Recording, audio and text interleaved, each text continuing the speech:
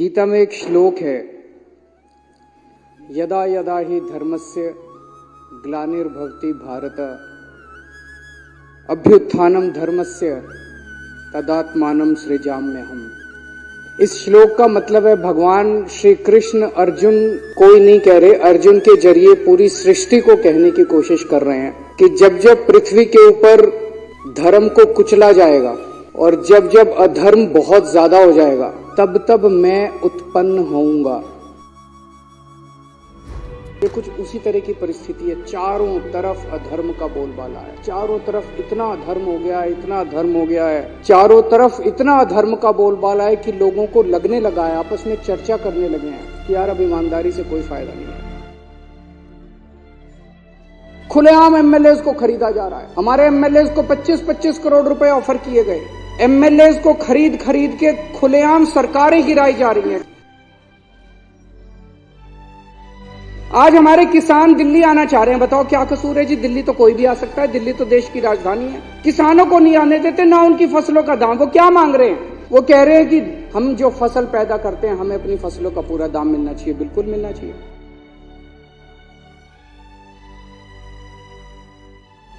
फसलों का दाम भी नहीं देंगे, प्रोटेस्ट भी नहीं करने देंगे। आज इस देश का युवा बेरोजगार है, उसको नौकरी देने के इनके पास कुछ नहीं है, दर दर की ठोकरें खा रहा।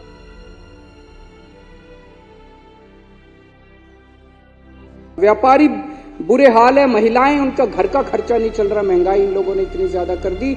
और एक गरीब दिल्ली के अंदर हम देख रहे हैं कि झुग्गियां एक के बाद एक झुग्गियां तोड़ी जा रही है।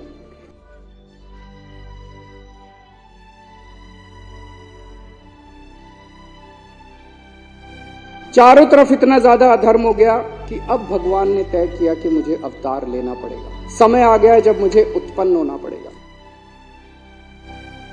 पिछले कुछ दिनों की घटनाएं ये दिखाती हैं कि भगवान ने सीधे तौर पे हस्तक्षेप करने की और उत्पन्न होने का निर्णय ले लिया। चंडीगढ़ में मेयर का चुनाव हुआ, सुबह वोटिंग पड़ी। वोटिंग पढ़ने के बाद एक प्रिजाइडिंग ऑफिसर था, पीठासीन अधिकारी अनिल मसीह, इन्हीं का आदमी था। अनिल मसीह तो मोहरा है, पीछे तो वो है। उस दिन इन लोगों ने तय किया कि आज उस हॉल के अंदर द्रौपदी का चीरहरण करेंगे। उन लोगों ने, इन कौरवों ने तय किया कि आज हम जनतंत्र का, भारतीय जनतंत्र का चीरहरण करेंगे। पूरी प्लानिंग करके आए थे।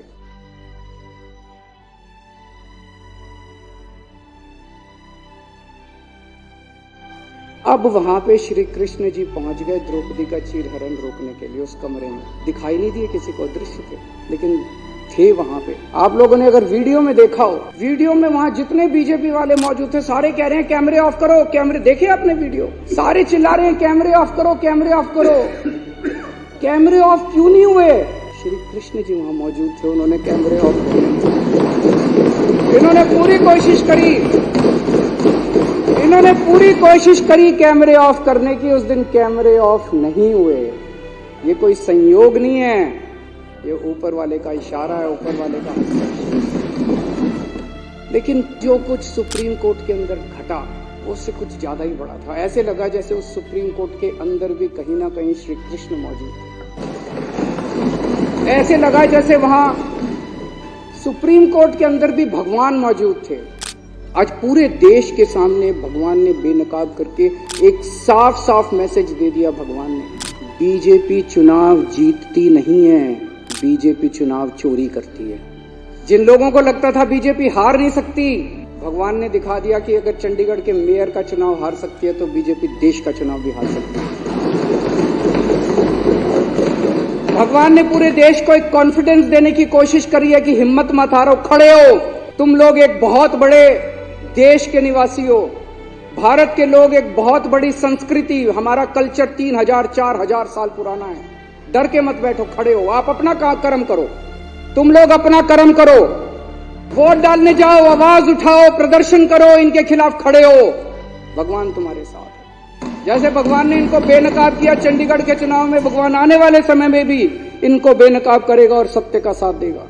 हताश होकर मत बैठो। ये धर्म और अधर्म की लड़ाई है, ये पाप और पुण्य की लड़ाई है।